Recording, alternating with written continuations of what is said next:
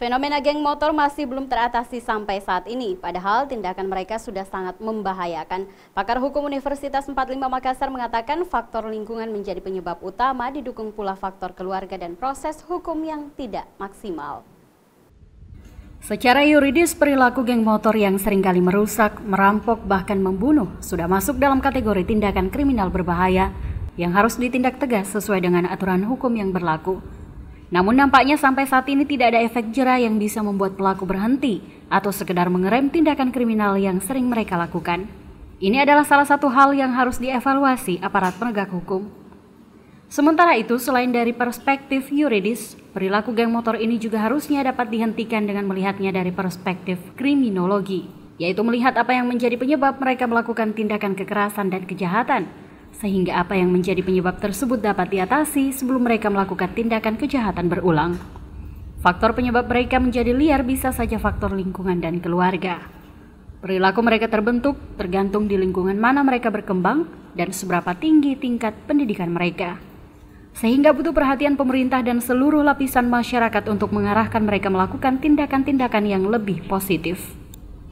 Dosen Fakultas Hukum Universitas 45 Makassar, Dr. Fadli M. Natsif, SHMH mengatakan, salah satu hal yang membuat perilaku geng motor belum bisa diatasi sampai saat ini adalah penegakan hukum yang tidak maksimal. Saya pernah dapat informasi karena ternyata ada salah satu pelaku itu yang diindikasi keluarga atau anak dari itu ya. Itu yang saya dapat informasi ya. Kepastiannya apakah itu betul atau tidak, itulah biasa terkadang menjadi penghalang. Sehingga tidak mungkinlah ada orang tua ya mau memproses anaknya ya kalau memang ada indikasi bahwa salah satu sering yang melakukan itu adalah anak aparat penegak hukum ya, seperti itu. Nah, makanya itu harus diperhatikan juga itu. Sementara itu, Humas Polda Sulsel Kombes Pol Endi Sutendi sebelumnya mengatakan penegakan hukum sampai saat ini telah dilakukan, namun masih terdapat kendala. Pelaku kejahatan umumnya adalah anak di bawah umur, sehingga butuh keterlibatan banyak pihak selain aparat kepolisian. Kejahatan ataupun pelanggaran daripada mereka itu antara lain dilakukan oleh anak-anak di bawah umur. Ya, seperti anak-anak usia remaja, ada yang 15, 16, 14.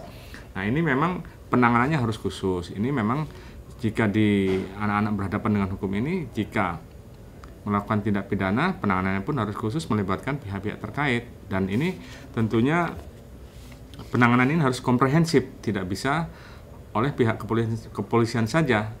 Nah, mungkin bisa dilakukan upaya preventif maupun penegakan hukum oleh pihak kepolisian, namun sifatnya hanya terbatas, tidak bisa menyeluruh menangani secara tuntas. Itu perlu ada perhatian-perhatian khusus dari pihak-pihak lain, pihak-pihak terkait, baik itu dari sekolah, dari dinas-dinas instansi terkait, dinas sosial, ya, terus dari pemerhati anak dan lain sebagainya. Itu memang harus dilakukan secara komprehensif.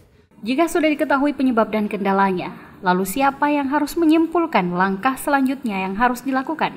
Bukankah dalam negara telah ada tatanan yang membagi tugas, fungsi, dan tanggung jawab masing-masing instansi? Masyarakat harus ikut terlibat aktif dan mendukung agar aksi kejahatan geng motor dapat dihentikan. Namun aparat penegak hukum dan pemerintah punya tanggung jawab yang lebih besar untuk menentukan strategi dan tindakan. Tim GoTV memberitakan.